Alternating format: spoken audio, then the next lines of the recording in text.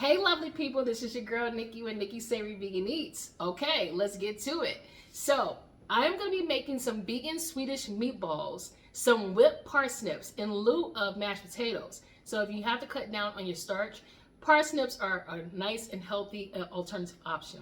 I'm going to make a small serving of some sautéed spinach as well as carrots and a charred poblano pepper. I know you're like, how does that fit in? It just fits in because that's what I want. So stay tuned, and as always, I will see you at the end of the taste test. Let's make vegan Swedish meatballs.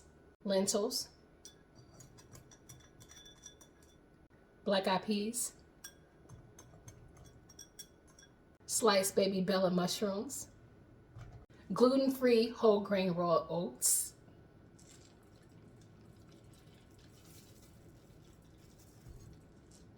sliced white onions or yellow onions, parsley, garlic paste, paprika, ground allspice,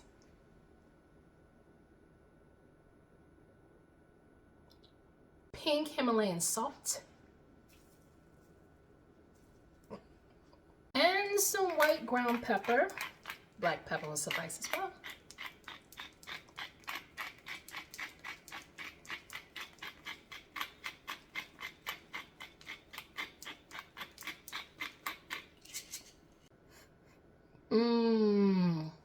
Transfer to food processor. I'm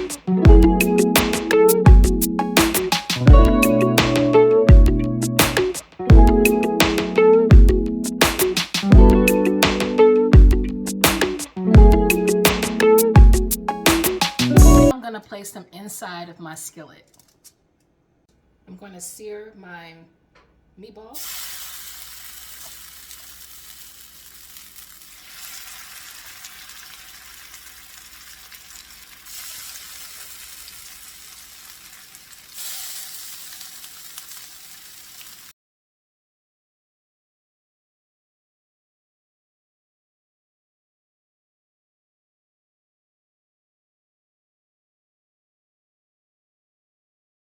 These are going into the oven at 375 degrees for about 10 to 15 minutes.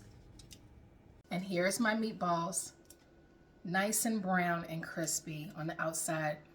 They are so flavorful. I'm gonna make the rest of them, and now I'm gonna continue on with my whipped parsnips. Up next, for our mashed potato substitute, I'm gonna actually make some parsnips, use parsnips. I'm gonna make some mashed parsnips, and as you can see below here, it says delicious, whipped, roasted, what's that say?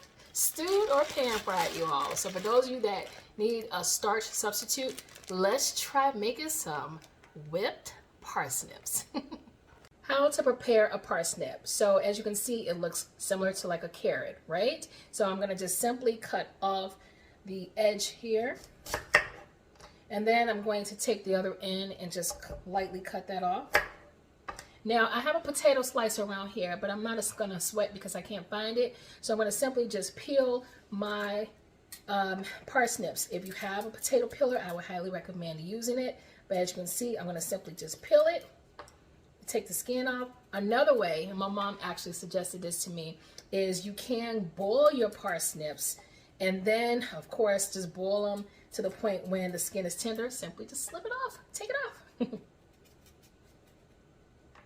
And here's my parsnip without any skin. I already have a pot full of parsnips boiling as we speak. So this is what's gonna happen. I'm gonna actually boil these until they soften up like potatoes or carrots, and then we're gonna continue the process. All right, lovely, so here are my parsnips. Looks like potatoes in the shape of a carrot. My potato masher is somewhere around here. I wasn't ready at 100% with all my utensils, so I'm just gonna simply smash my parsnips, and as you can see, they are smashing beautifully, just like you would mashed potatoes. And I forgot to mention that the parsnips have an aromatic scent to them as you cut them open. So, okay, so now we have mashed parsnips, and I'm going to continue the process like I would with regular mashed potatoes. I'm going to put in some unsweetened almond milk. I have just a little left, so kind of want to stretch that out a little bit. I'm going to fill my way through. Don't want it to be soggy. And then I'm going to take some vegan butter. Put that in there. Have some vegan Violife sour cream. Make it nice and creamy if we can. And then I'm gonna go ahead and take a pinch of salt, or just season to taste. Some pink Himalayan salt here. Okay. And then I'm gonna take some black peppercorns and I'm gonna just grind it.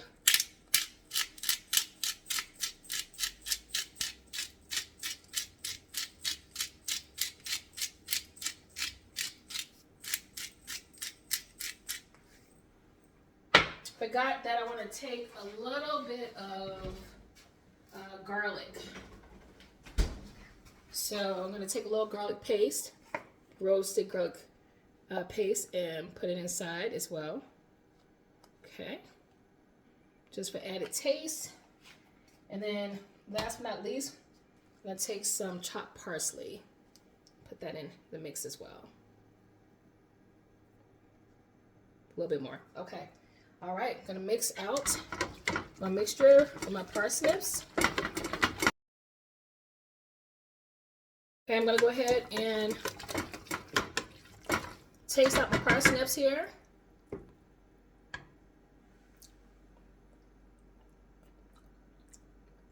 They're good. Wow, this is my first time trying parsnips.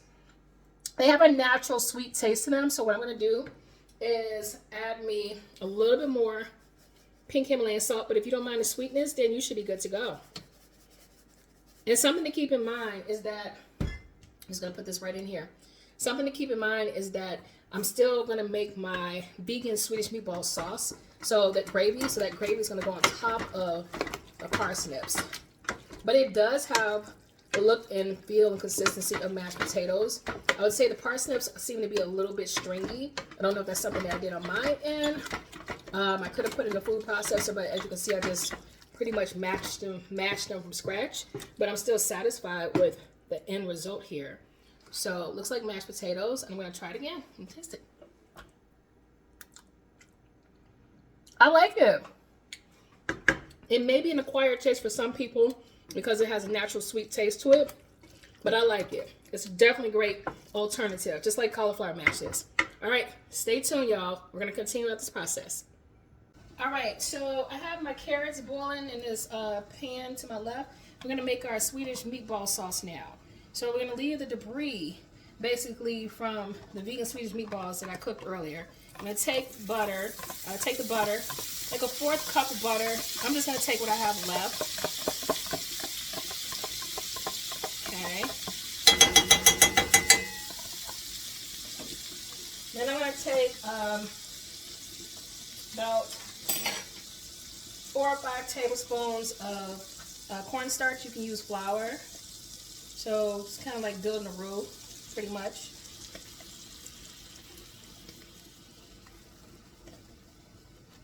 Okay. Alright, and then I'm going to take my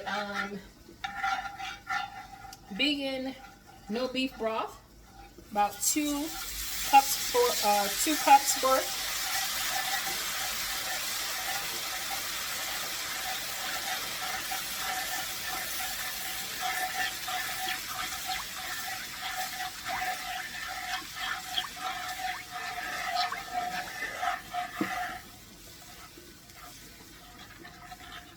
I'm going to cook this down really good.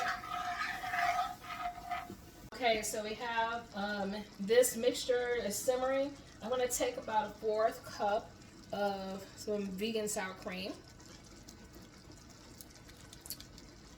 Mainly this is about 2 tablespoons that I'm taking. And that's my mixture. Okay.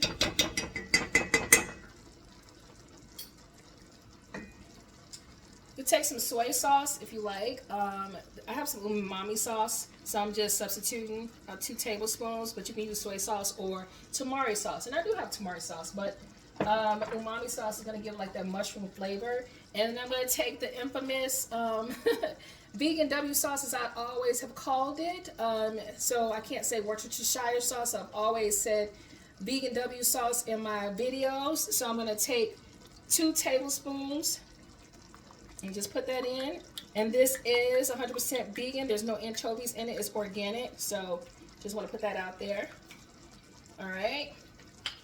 Followed by the Grey Poupon Dijon mustard, which is what gives it that little yellow color.